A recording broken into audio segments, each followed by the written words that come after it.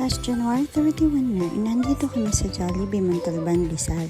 Harap lang po ito ng munisipyo. Naka-schedule nga tayo para sa isang D1P outside or isang business presentation mula sa D1 Company PH Corp. Kung saan nga nagaganap ang mga birthday party ng mga kids, ay doon tayo magbe-business presentation. Siyempre sa second floor yan. Ito na nga at nagsisipasukan nga ang mga invites namin. Ayan.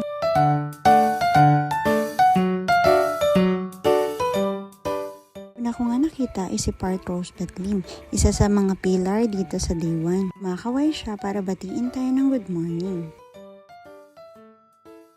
Munod nga na bumungad sa akin ay si Part Norman Magalyon. Ang babalot noon ngunit lakas loob na nagdesisyong baguhin ang buhay niya ngayon.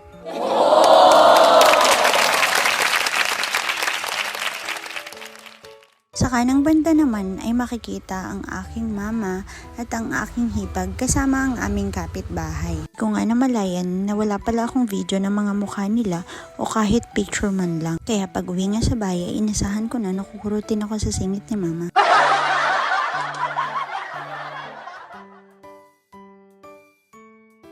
Bas nga ay may namataan ako nagchichismisan. Ay mali, nagro-rolyo pala ng raffle ticket. Balik na tayo sa loob dahil nagsisimula ng magsalita si Part Romel Intacto. Wow! Isa sa mga lodi, mentor, at pillar ng D1. Ito naman sa Ate Sheena, makikiraan lang daw po siya. Raanin na naghahanap buhay. Kilala ko na nga si Ate Sheena dahil tuwing pahihinaan ko ang aircon na pag naninigas na ang aming mga guest ay siya ang tinatawag ko. No. Sa kabilang side naman ay si Part Rome ay nakatayo.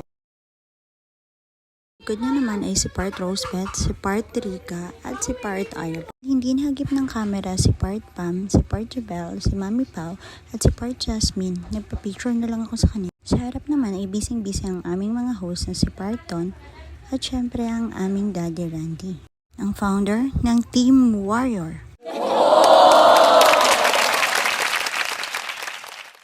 Sa galingan ng dalawang ito mag-hosting, grabe halakhakan palagi ang mga guest namin. At oras na nga para magbigay pugay sa ating presidente, President Louie Bantigue. Siyempre, hindi kami papayag na hindi kami makapagpa-picture kay Pres Louie at VP Asi. Sa harap naman ay handa na si Part Rome na i-discuss ang tungkol sa dropshipping. Maging ang tungkol sa e-commerce ay diniscuss na rin niya. Dito nga ay binanggit niya na ang e-commerce academy ay mahal sa iba. Ngunit dito sa D1, libre yan para sa ating lahat. Wow! Imaginein mo kahit nasa bahay, trabaho o bakasyon ka man, kumikita ka pa rin.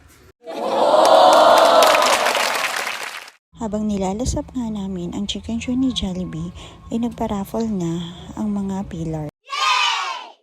Oo, tama. Pati kami kumain na rin ng Chicken Joy. Sino ba namang magpapahuli sa paborito nating Chicken Joy, hindi ba? Oh, no! Ito na nga, nabunot na ang unang winner. Ang mga pillars nga ay tulong-tulong para hindi magkamali sa pag-a-announce ng winners.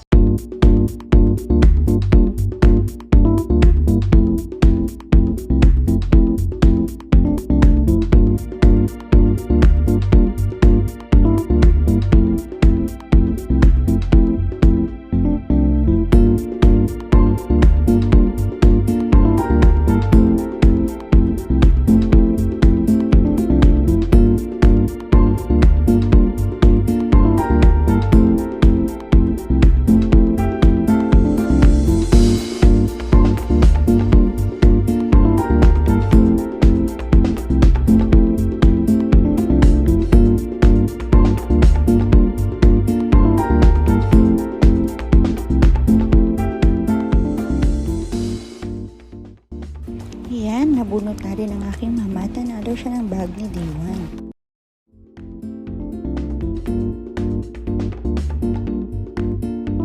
Pagkatapos nga ng mga samot-saring pinaraffle at pinamigay ng D1, natapos ang aming event with the closing prayer. Thank you for watching mga partners. God bless!